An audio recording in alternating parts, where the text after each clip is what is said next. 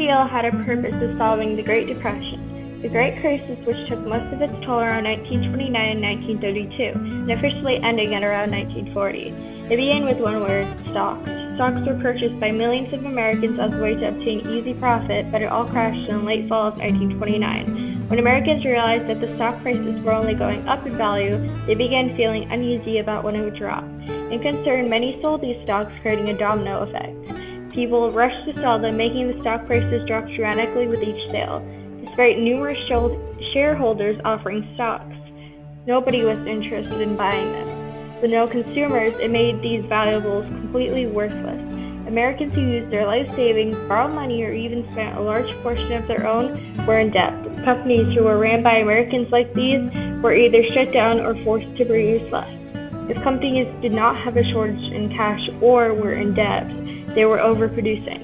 Unsold goods would pile up, making them worthless as well. Without the need of this many goods, companies fired unneeded employees. The Great Depression was only getting worse, and somebody had to do something about it. That's where FDR came in. FDR, an abbreviation for one of the most known and respected leaders to date, Franklin D. Roosevelt. He began his journey in 1911 when he was state senator. He was 29 at this time and had prior grown up in Hyde Park, New York.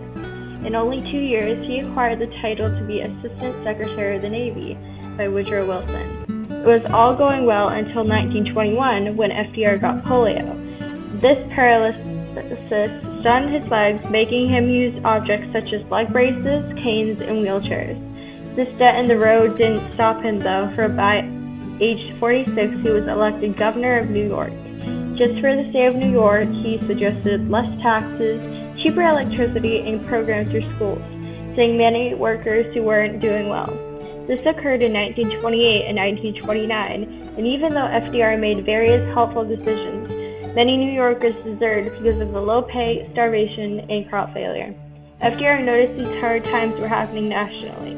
By 1932, after traveling and delivering speeches to 38 of the 48 states, he won the presidential election.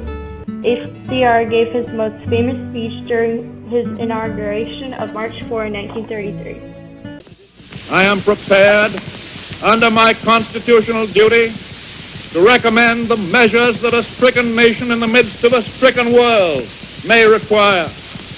These measures, or such other measures as the Congress may build out of its experience and wisdom, I shall seek within my constitutional authority to bring to speedy adoption.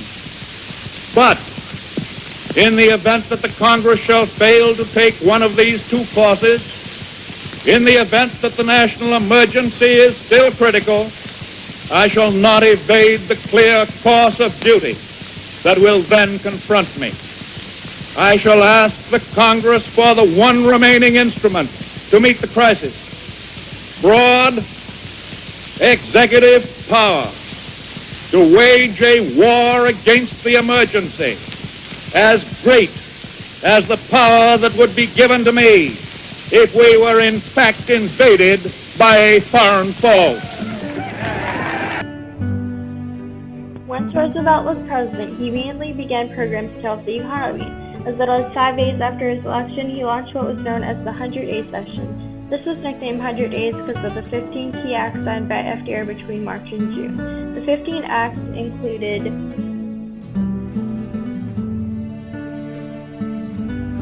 the first act passed by Roosevelt would be the Emergency Banking Act of 1933. Immediately after Roosevelt's election, he declared a banking holiday. This holiday shut down banks on March 6th. It was mandatory for each bank to undergo an inspection. Roosevelt assured the people of the United States that this inspection was not performed because there was lack of reliability in the banks, but to provide financial institutions. He insisted it is more secure to keep cash in banks rather than home. There were 5 sections in this act, and some continue to this day. A few months later, on May 22, 1933, the FERA began with Hopkins as its chief. The Federal Emergency Relief Act was divided into many smaller programs, each with its own purpose of employment. It changed over time, but in the end consisted of Federal Surplus Relief Corporation, Self-Help Cooperative Program, and Transient Program. The Federal Surplus Relief Corporation took excess products from farmers and distributed it to clients in the program. The self-help group held businesses just as funding goods. Lastly, the transient program participated to help fund for states that needed a plan for dealing with people that were staying or working somewhat for a short time. Administration helped construction for schools, courthouses, city halls, sewage disposal plants, health facilities, roads, bridges, subways, and more, using about $4 million. It was passed on June 16 and stimulated economic growth by providing jobs while also upgrading the land.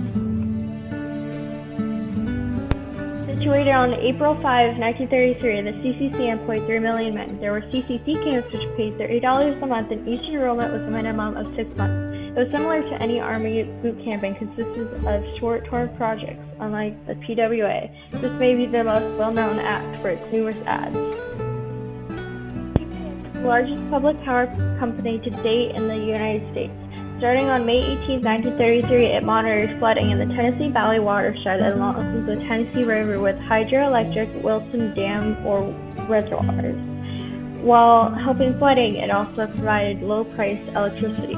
This act greatly aided reforestation, farmers, flooding, and electric energy. Over 9,000 were employed and 16 dams were built in that year alone.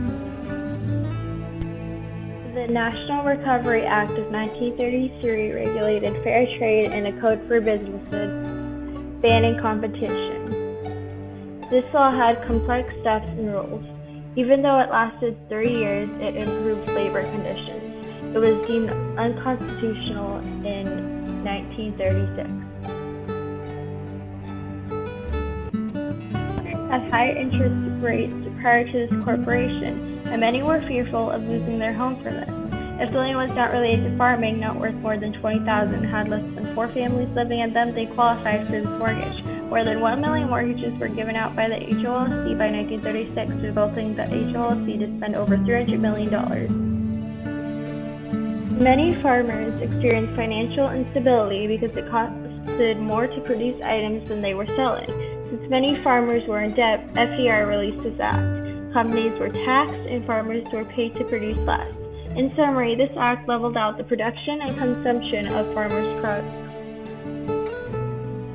Many banks failed because they could not give money back to investors, so FDR decided to separate 2 types of banks, retail banking and investment banking. Investment banking used and carried stocks, while the retail banking only received deposits, managed checking accounts, and make loans.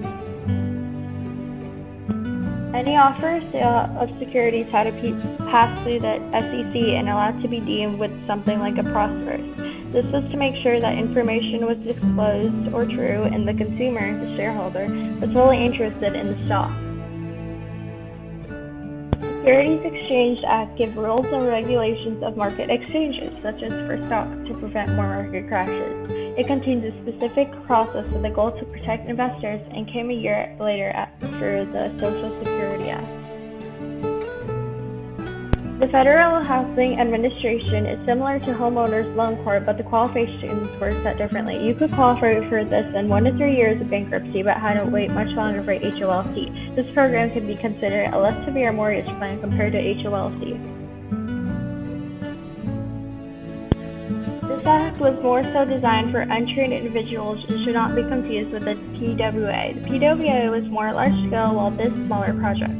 This was also headed by Harry Hopkins. This was also similar to CCC, but did not include camps.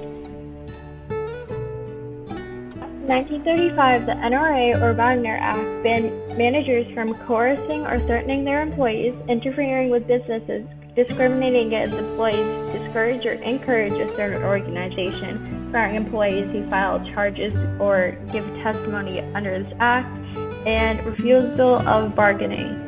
This act set the ground level rules for employees and bosses in hopes to increase the national employment. This act banned child labor, made the minimum hourly wage 25 or 40 cents, and caused the work week to only go up to 44 hours.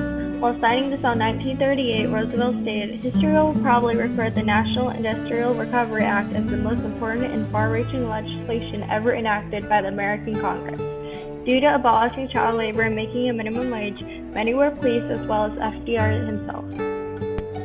There were other acts passed under FDR, and some of these listed acts still remain today. Many argue if the New Deal helped America or if World War II did more to solve the issue. Since over 17 million Americans were employed until 1939 because of World War II, people say that this helped officially end the Great Depression.